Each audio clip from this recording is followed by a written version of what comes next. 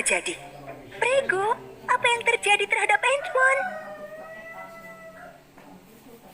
Oh, tidak. Putri Salju menemukan ide. Ia berlari jauh ke sebuah ruang tergelap di istana, di mana cermin ajaib asli milik Hela terkunci. Cermin itu selalu berkata jujur, jadi ia akan memanfaatkannya untuk mengetahui di mana Antoine berada. 7 kurcaci sampai di istana tidak menyadari apa yang telah terjadi kepada Pangeran Antoine. Tetapi ketika mereka melihat Putri Salju berlari dan terlihat cemas, mereka pun ikut berlari dan mengikuti Putri Salju ke dalam ruang bawah tanah di mana cermin ajaib asli dikunci. Putri Salju berdiri di hadapan cermin ajaib. Wahai cermin ajaib dengan dudukan emas. Cermin ajaib tak menjawab. Putri Salju bertanya kembali. Wahai cermin ajaib di dinding, jawablah panggilanku. Akhirnya, cermin itu menjawab. Kau mencari Pangeran Antoine. Hela sudah menangkapnya di hutan gelap. Hela, sudah kukira dia ada di balik semua ini. Lalu, bayangan dari cermin ajaib menghilang. Dan sebagai gantinya, Ratu Hela tiba-tiba muncul dalam cermin. Ketika kurcaci melihat Hela, mereka saling menutup mata dengan ketakutan.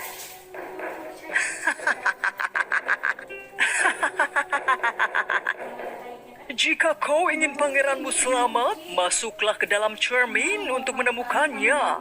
Putri Salju mencintai Antoine dan melangkah menuju cermin. Tangannya menggapai cermin dan merasa ditarik oleh cermin itu masuk ke dalam hutan gelap. Jangan pergi, Putri. Berhenti. Terlambat. Putri Salju tiba di hutan gelap. Petir menyambar langit. Pepohonan membara dalam gelap. Dan makhluk menakutkan merayap di kejauhan. Apa yang harus kita lakukan? 7 kurcaci tidak tahu apa yang harus dilakukan. Namun mereka setia kepada Putri Salju dan memutuskan untuk mengikutinya. Saat Putri Salju dan 7 kurcaci berjalan menembus kegelapan hutan, beberapa kunang-kunang datang menghampiri mereka dan menerangi jalan. Dan ini sangat menguntungkan, karena mereka hampir saja berjalan lurus memasuki danau. Putri dan para kurcaci berhati-hati melompati bebatuan melintasi danau.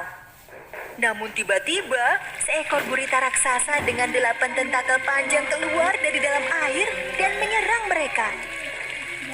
Makhluk itu menyambar para kurcaci satu persatu dan mengayun-ayun mereka bolak-balik. Tolong, lepaskan kami.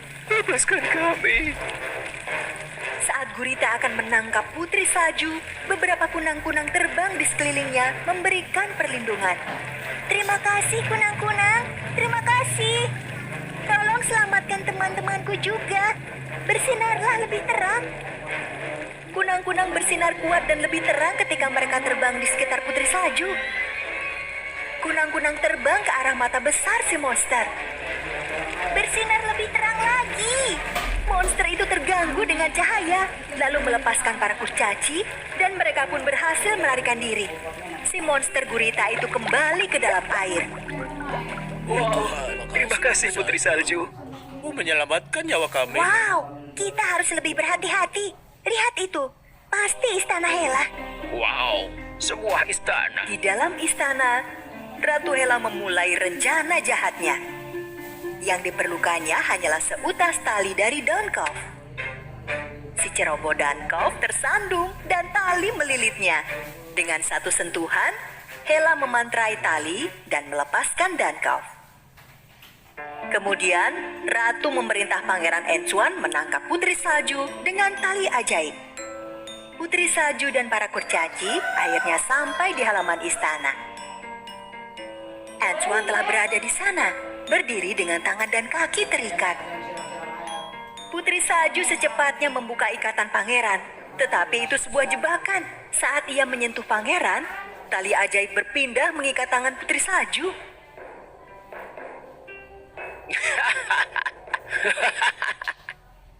Aku menangkapnya, Ratuku. Kurcaci mencoba membuka ikatan putri. Tapi kemudian Ratu Jahat Hela muncul tepat di belakang pangeran. Akhirnya aku berhasil menangkapmu, Putri Salju yang cantik.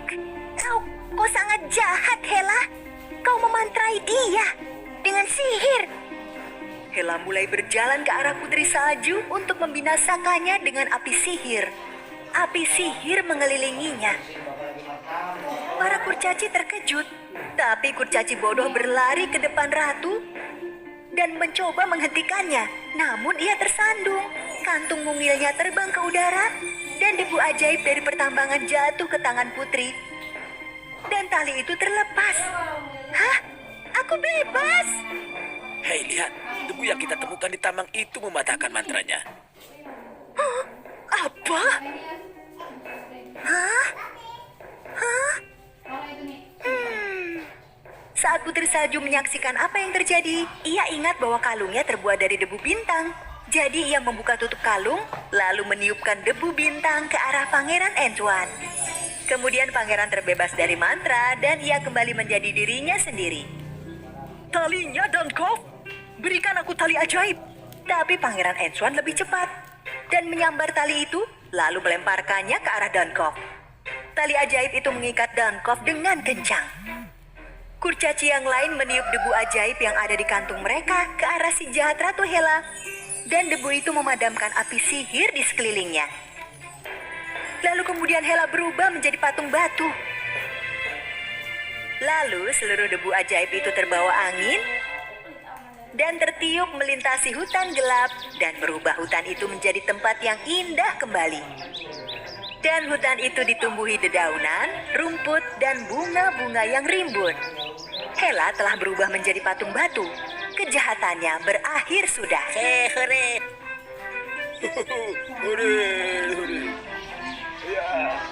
Cinta dan persahabatan telah menjalankan perannya dengan baik.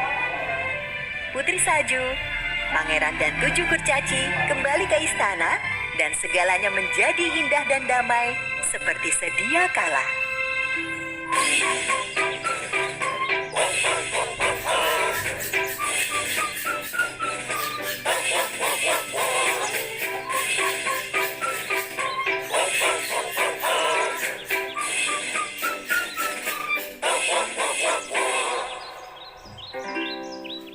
Satu hari, kurcaci ulung menemui Putri Salju.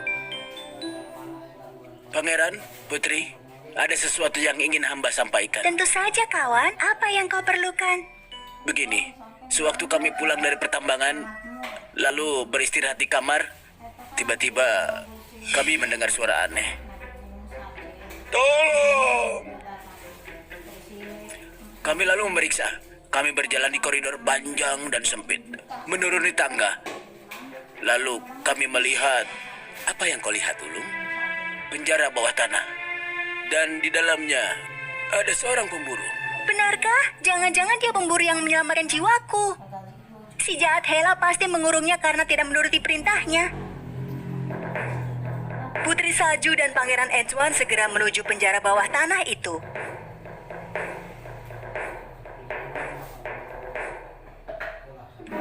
Mereka membebaskan si pemburu dari sana. Terima kasih sudah menyelamatkan aku, Putri.